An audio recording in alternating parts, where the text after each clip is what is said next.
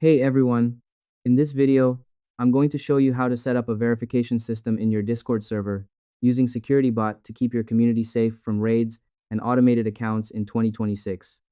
First, invite and position the bot. The first step is getting the bot into your server and giving it the authority it needs to manage your members' roles. Go to securitybot.gg and click Invite Bot to add it to your server. Select your server. Now follow the prompt. Once it's in, go to your server settings, roles. Find the security role and drag it to the very top of the list, or at least above the roles you want it to assign. In 2026, Discord's hierarchy rules are strict.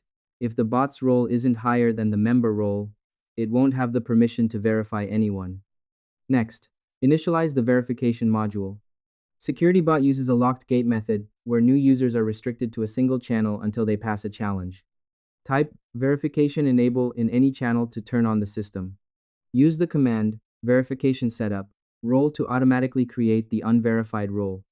Next, type verification setup channel to create the dedicated number verify channel. This automated setup is a lifesaver in 2026.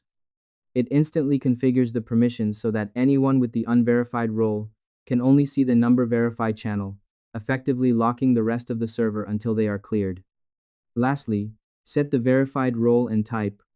Now you need to tell the bot which role to give users once they successfully pass the verification.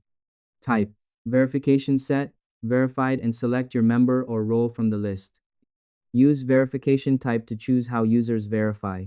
You can choose a one-click button or a CAPTCHA for higher security. Finally, use verification update role to ensure the bot refreshes all channel permissions. Now, when a new user joins, they'll be prompted to complete the challenge in number verify. Once they do, the bot automatically swaps their unverified role for the verified one, unlocking the full server. And that's it. I hope this helped you out, and I see you in the next one.